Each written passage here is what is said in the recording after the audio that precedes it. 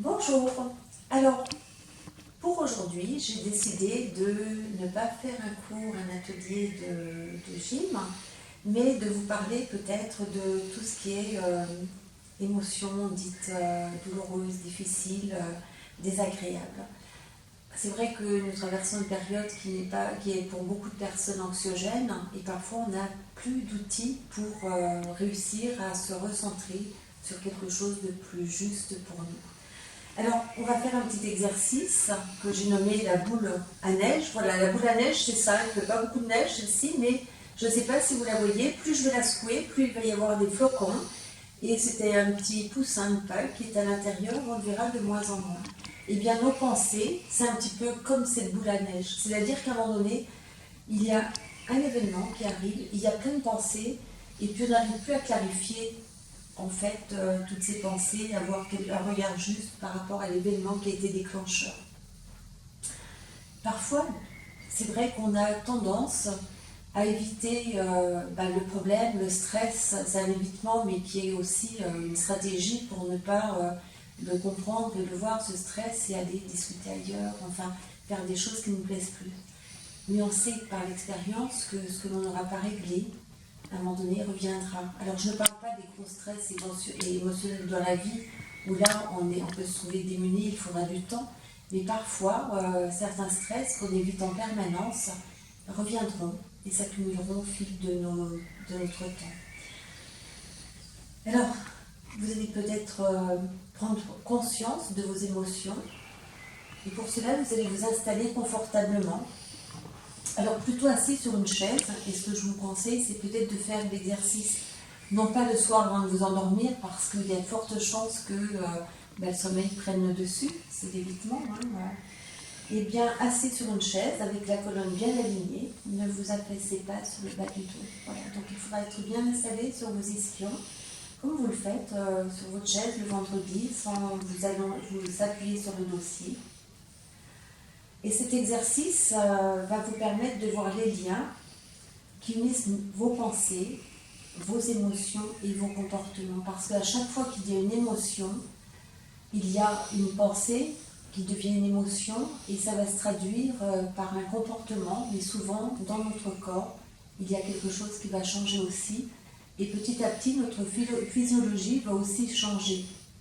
Et souvent, dans le stress qu'on va retrouver, c'est de l'acidité. Cette acidité qui va amener beaucoup d'autres problèmes sur les organes, sur les articulations, des douleurs partout. Vous savez, on l'exprime, on en a plein le dos. C'est une expression que tout le monde a employée au moins une fois dans sa vie. Mais voilà, j'ai la boule au ventre, ça me passe en travers de la gorge.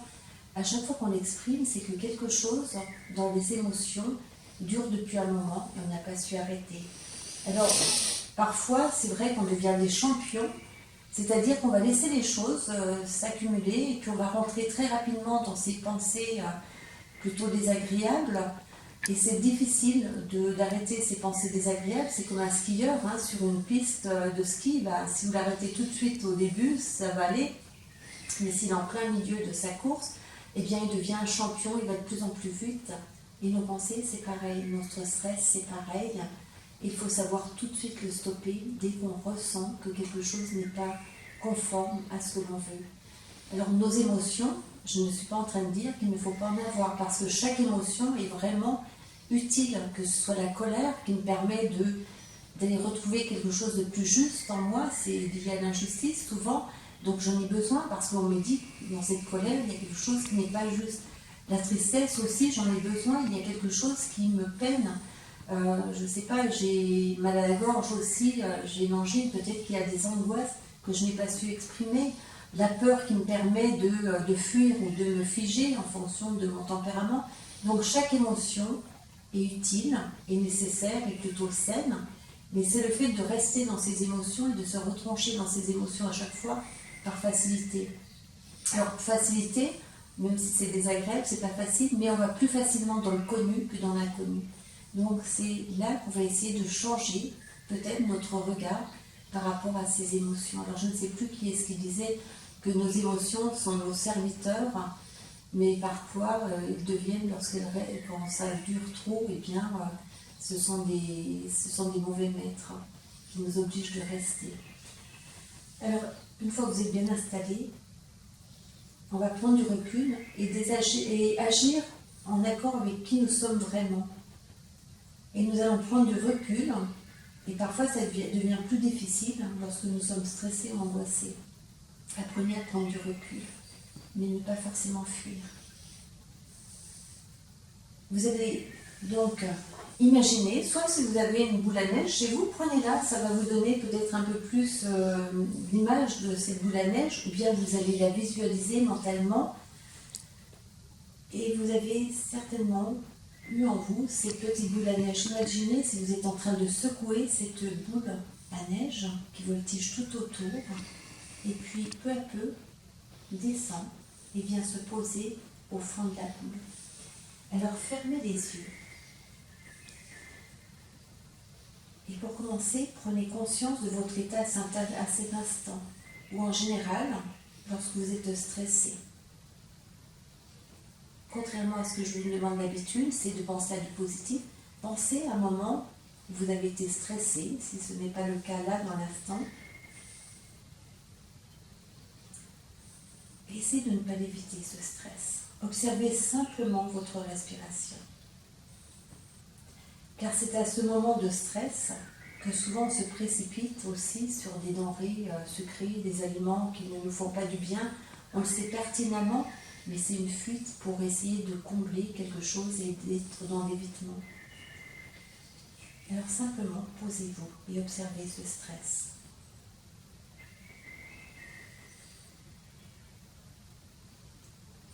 Pensez à votre respiration. Est-ce qu'il y a des pensées tumultueuses qui surgissent ?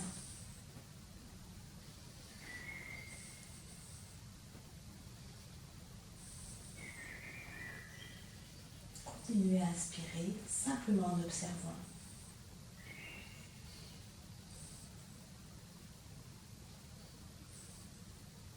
La première chose à faire lorsqu'on est confronté à une émotion désagréable, c'est d'accepter sa présence. En tout cas, si on a l'énergie et si on a le temps, bien sûr. Le fait de chercher à apporter un apaisement physique n'est pas nécessairement la suppression de cette émotion dans la faiblesse, mais plutôt de revenir dans le discernement, en regardant un peu plus près ce qui a déclenché cette émotion. Comment elle se manifeste ? Le fait de nommer ces émotions, de voir le scénario de ces émotions. Par exemple, je suis très inquiet, je suis très en colère, je me sens complètement découragée parce qu'il m'arrive par cet événement. Le fait de mettre des mots sur les émotions, le fait de les écrire, va déjà exercer un effet pacificateur sur l'émotion. Simplement le fait de les nommer. Je suis en colère, je suis triste. Et écrivez ces émotions. Ça devient du physique, de la matière. Et déjà, vous pouvez prendre du recul par rapport à cette émotion. Travailler sur l'émotion, c'est accepter de l'accueillir,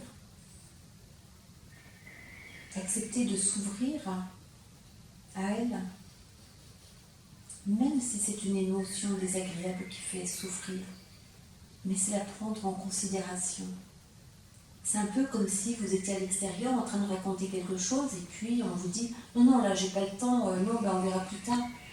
Eh bien, comment vous sentiriez-vous si à ce moment-là une personne remettait en cause votre souffrance, votre émotion ? Eh bien, entre vous et vous, c'est rejeter une part de ce que vous êtes, une part de souffrance. Voilà, observez. Qu'est-ce qui se relie à votre corps? Quelles sont les émotions qui arrivent dans votre corps? Et reliez cette émotion à votre souffle. Parce que se relier à son souffle, c'est également se relier à son corps. Dans quel état l'émotion met votre corps? puisque l'émotion, c'est une réaction qui va s'inscrire dans votre corps. On peut par exemple essayer de voir à quel endroit il y a une émotion douloureuse dans le corps. La tristesse, par exemple, qui va peser sur la poitrine, l'angoisse qui noue les tripes, les intestins, la colère qui serre le cœur ou serre les mâchoires. Prenez votre temps pour vous promener dans votre corps et observez à quel endroit, ou dans quels endroits, s'il y en a plusieurs, l'émotion se manifeste. Prenez le temps. Ce sont souvent des pensées tournées vers les problèmes qui ont déclenché l'émotion, l'angoisse ou la colère.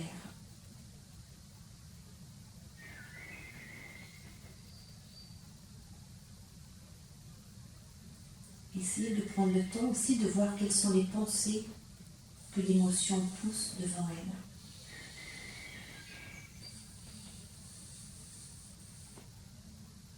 Des pensées de découragement et ces pensées elles-mêmes font naître des impulsions.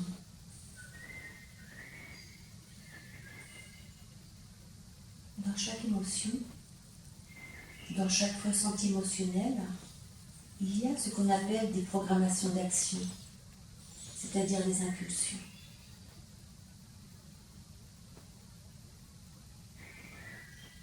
Des impulsions à faire quelque chose. Par exemple, dans l'angoisse, il y a l'impulsion de fuir, où on essaie au contraire de redoubler de précautions. Pour la colère, il y a des impulsions d'agression verbale ou physique. Dans la tristesse, l'impulsion du repli, de se recroqueviller, de s'abandonner aux larmes, au désespoir parfois. Donc même si ce n'est pas très confortable, prenez un temps pour observer toutes ces manifestations au travers desquelles l'émotion douloureuse s'exprime.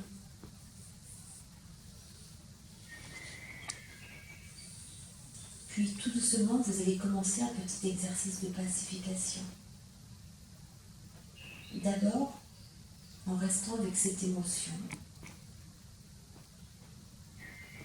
et en respirant. Cette respiration, c'est toujours comme une baguette magique. On devient conscient de notre façon de respirer.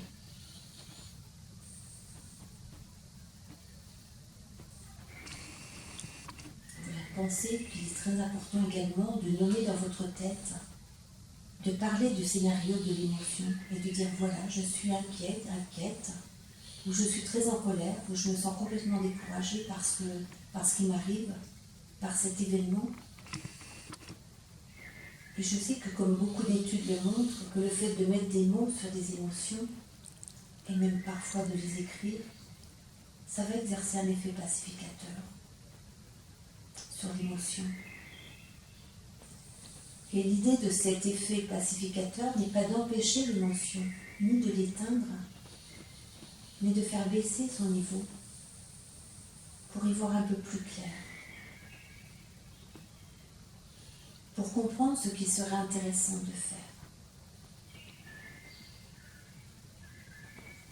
Continuez à respirer, à observer votre respiration. Il n'y a pas une respiration particulière à faire. Simplement, observez votre respiration sans la juger. Et dans ce petit temps de recul, de mouvement de recul, on observe l'angoisse. On met des mots sur ce qui nous arrive, tout en continuant de respirer. Et on va faire un peu plus, on va utiliser notre respiration pour se promener à l'intérieur de son corps.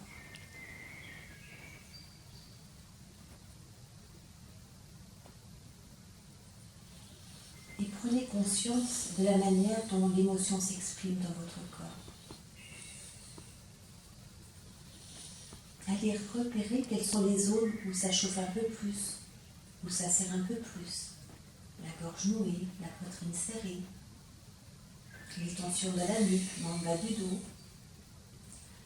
Et vous allez imaginer qu'à chaque fois que vous inspirez et que vous expirez, vous allez amener votre souffle sur l'endroit que vous sentez tendu. Amenez votre respiration dans la zone où il y a des tensions, dans la zone qui était contractée. Alors des fois, on peut ne pas se représenter comme on peut le faire.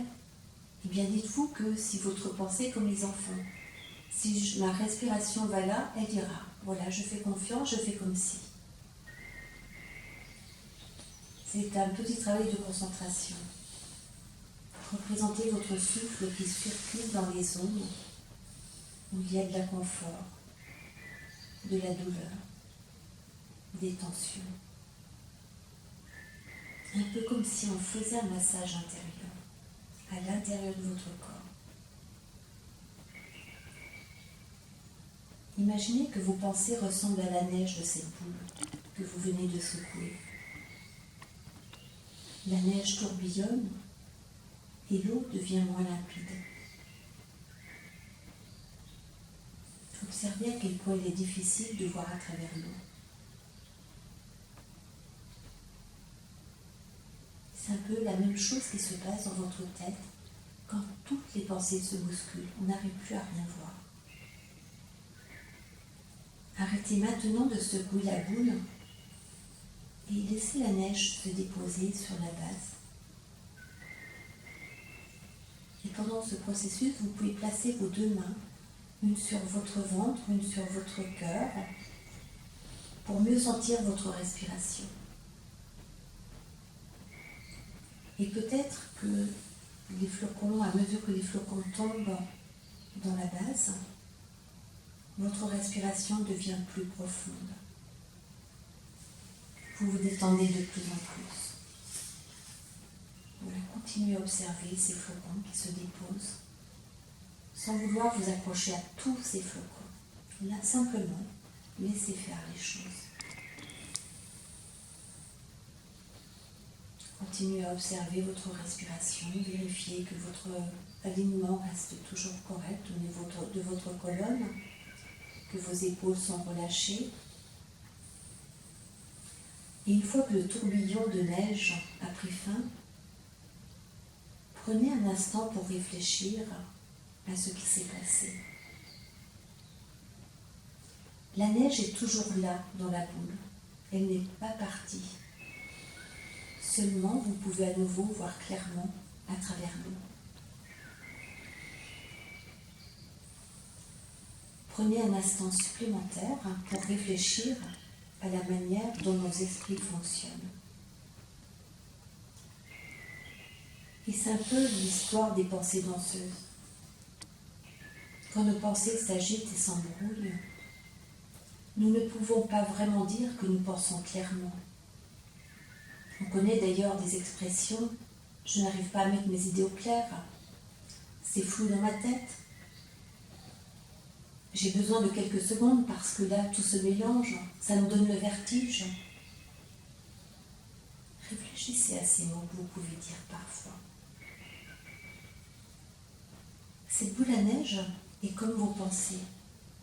Plus vous la secouez, plus les flocons de neige viennent opacifier l'eau présente dans la boule. Alors laissez vos pensées se décanter pour que, comme les flocons de votre boule, votre mental puisse s'apaiser et se clarifier. Restez simplement présent à votre respiration et dès qu'elle part, vous ramenez votre conscience sur votre respiration.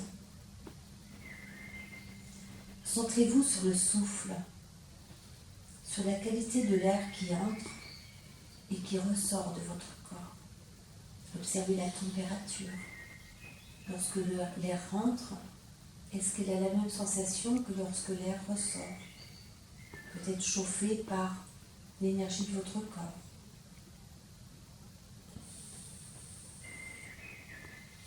Laissez votre respiration se faire toute seule.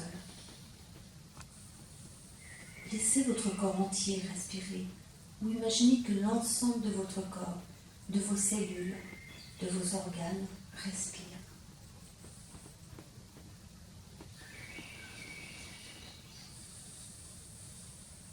Restez juste assez droit, sans vous avachir. Juste assez droit pour que vous puissiez respirer facilement. Lorsqu'on est avachi, on bloque au niveau du diaphragme. Et dans le stress, c'est souvent une zone qui reste très tendue.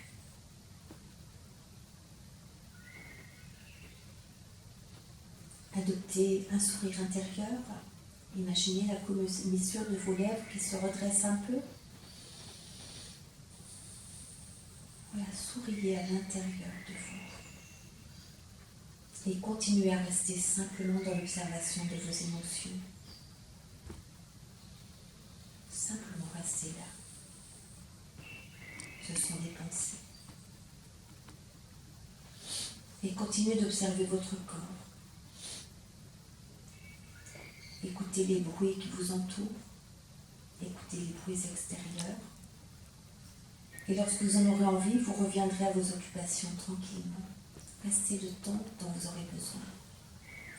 Et gardez votre sourire intérieur et faites-le jaillir sur votre visage, sur tout l'ensemble de votre corps. Je vous dis à bientôt, ce sera une semaine relaxation. À bientôt.